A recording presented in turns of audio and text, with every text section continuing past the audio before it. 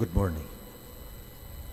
Saint Teresa of Avila once recounted that when you, each of you, after receiving Christ in Holy Communion, as you go home, yung bawat anghel daw na madadaanan ninyo nag-a-adore, nangangayupapa, bending down in adoration at the Lord who is in your heart.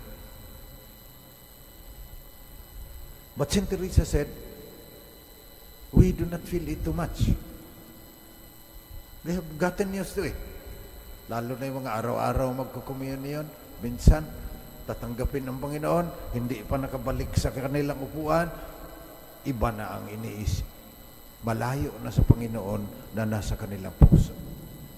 So in the Gospel today, Christ asked the disciples, who do the crowd say that I am?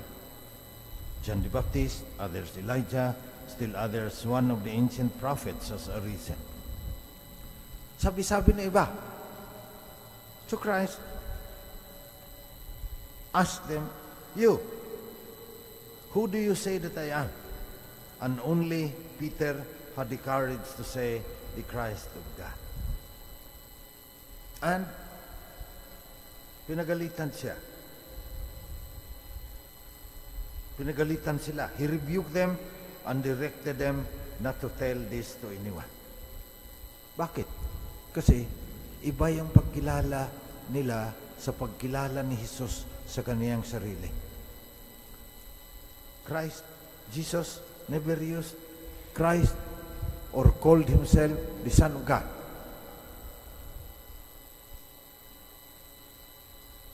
His self-identity, yung pagkilala na niya sa kanyang sarili, ay bilang Son of Man. Balikan ninyo sa Daniel 7. Andyan yan kung ano ang Son of Man. Hindi alam ng maraming Katoliko. So hindi malalim ang ating pagkaunawa doon sa pagkaunawa ni Jesus sa kanyang sarili. Kung saan-saan tayo naglalagalag, wala doon sa katotohanan.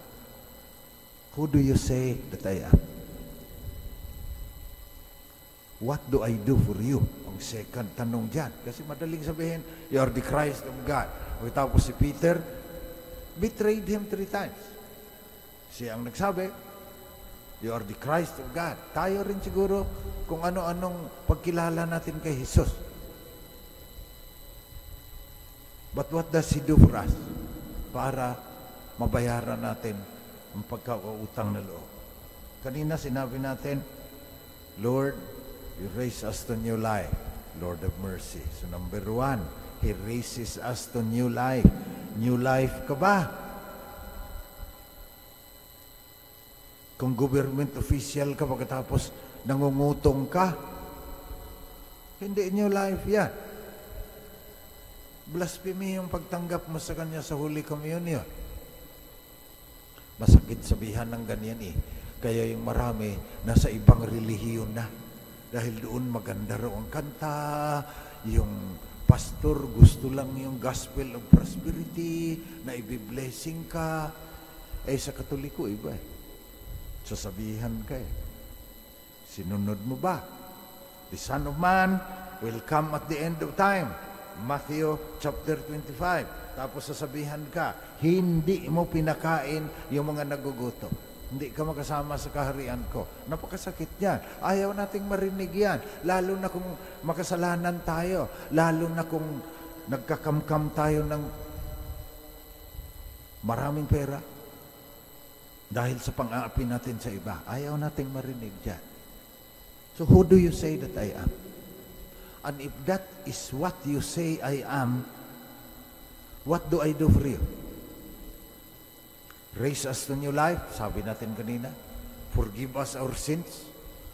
And feed us with His body and blood. So balikan natin si Sister Teresa of Avila. Saint Teresa of Avila.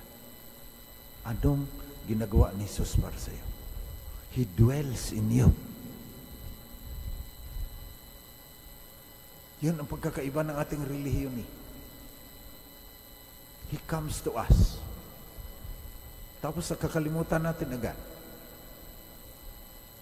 Maski pare ka nga, kung may problema ka sa buhay, minsan pagkatapos kang mag-consecration, kung saan na rin naglalagalag yung isip mo. So, kailangan disiplina na focus ka doon sa katotohanan na andyan si Jesus sa'yo. Dapat magbago ang buhay mo. Kung hindi, ganito pa rin tayo. Daming mga Katoliko, lalo na yung nasa gobyerno, na hindi naman nabago ang buhay. Magdo-donate ng kapilya, yung kinukurap naman niya, milyon-milyon naman. So wala talaga tayo dito sa who do you say that I am? Pangalawang tanong, and if that is what you say I am, how should your life be changed? How should you behave? Kung sabihin mo, you are the Son of Man. Okay. Sabihin ni Jesus sa'yo, Son of Man must suffer greatly and be rejected by the elders, the chief priests and the scribes, and be killed, and on the third day be raised again. So yung implications ng ating pananampalataya kay Jesus, ang nais kong bigyang diin ngayon. If He is God, how should you live your life? And why do you live your life like that? Because you will be raised together with Him. If we have died with Him, we shall also rise with Him. Motivation para baguhin ang ating buhay. Kasi hindi nga consistent. Kung pari ka, lagi kang nagsasabing, you are the Christ of God. Pagkatapos mukhang pera ka, you will be rebuked by Christ. Kayo ring mga lay people, ganon din ang treatment ni Christ sa'yo. Who do you say that I am? And if that is what you say who I am, how should you live your life? Hindi tayo nagbabago eh. Kaya ganito pa rin yung bansa natin, nagyayabang tayo na daming Katoliko sa Pilipinas. Pag nagpunta ang Santo Papa, 7 million ang pupunta. Pag Nazareno, 10 million ang mga taong nagpo-prosesyon dyan. Ay pagkatapos, 40% of our people live below the poverty line. Samantalang may iilan kasama sa Forbes list of the richest in the world. I was hungry, you gave me food.